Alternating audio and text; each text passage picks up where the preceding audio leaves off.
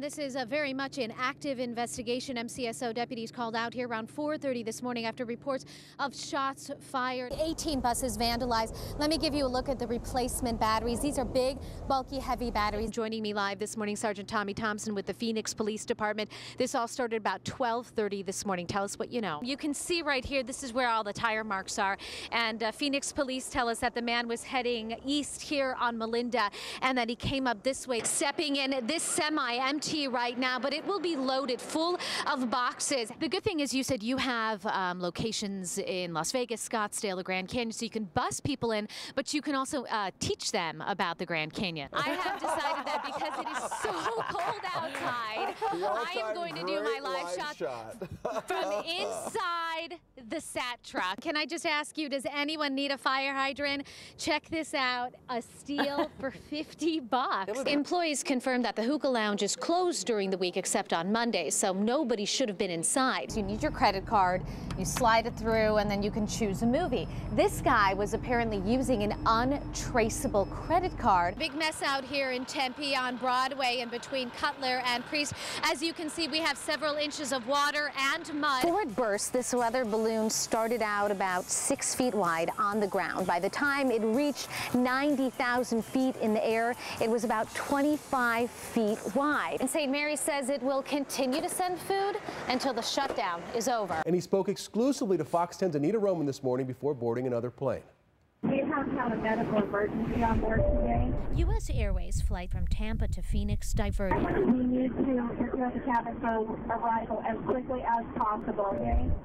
Passengers are prepared to land in Houston after a baby boy named Gary stops breathing. I looked up and there was a baby that was blue as a Smurf, about 15 months old. Garrett Goodwin, a Tampa paramedic, is the man you see in this cell phone video holding the toddler after he rushed to his rescue and performed CPR. I grabbed the baby, turned it upside down. I did chest compressions, cleared his mouth, gave him some rescue breathing, stimulated him. He came back around. The gentleman jumped up and he looked at the baby and he snatched the baby out of her arm and ran past me up to the front of the plane. Yale Sharp was sitting in seat 33F directly in front of Goodwin behind baby Gary, who was in his grandma's lap. Moments prior, Sharp, the woman sitting next to him, noticed how quiet the toddler was being. And she's like, this baby's not breathing, this baby's not. So she lifted the baby upside down in my seat. Absolutely, you're scared, but your training kicks in. I was at the right place, the right time. After spending the night here in Phoenix, Goodwin returned to Sky Harbor this morning to catch a connecting flight to Fresno, and inside the gate was reunited with little Gary. Here you go, Grandma.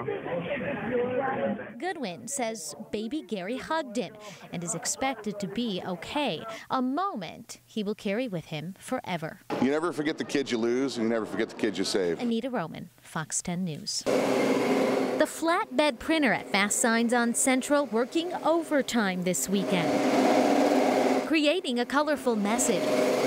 A silent protest, says owner Scott Kohler, against the now famed SB 1062. Bad for business, bad for Arizona, which is what I believe in. As a businessman, Kohler, who identifies with both political parties, can't imagine turning anyone away, regardless of gender, race, religion, or sexual orientation. First came the huge banner on the side of his building. After sitting down with one community, President Angela Huey Sunday, wheels started turning. If we want to attract and retain top talent, and we really want to have a presence regionally and in this global economy, we have to be a state that welcomes everybody. Huey hopes only to communicate that Arizona businesses should be open to everyone. People have been coming in from as far as Casa Grande to do so. I think it's creating a problem where there actually isn't a problem. We love everybody. We do not discriminate. In less than 24 hours, more than 800 signs have been printed and picked up, and the owner here says he will continue to make these signs indefinitely. Whichever way it goes, people are going to want to put these up and show their support. SB 1062 allows Arizona businesses to refuse service to those they believe go against their faith. But Kohler says it goes against good business practice to discriminate. Anita Roman, Fox 10 News. Yeah. Just on the other side of the police tape, a scene out of a movie, a horror film, a nightmare for the family of three living inside this home. My Mom heard an explosion of some sort. We thought like a metal pole or like an electrical pole came down on us. It was around 2 a.m. when they heard it. A van barreling into the family room. I'm all looking for her car keys. Family member Troy Baker came over to help. He describes the aftermath as mayhem. The dining room table pushed into the kitchen through a window. The van just feet away from a mattress. My cousin's bed is on the other side of this wall, and if it wasn't for this wall being an add-on where it's an actual exterior of the house, if it was an interior wall, she'd be dead right now. According to Phoenix police and these tire tracks, the driver of the van was heading south on 14th Street.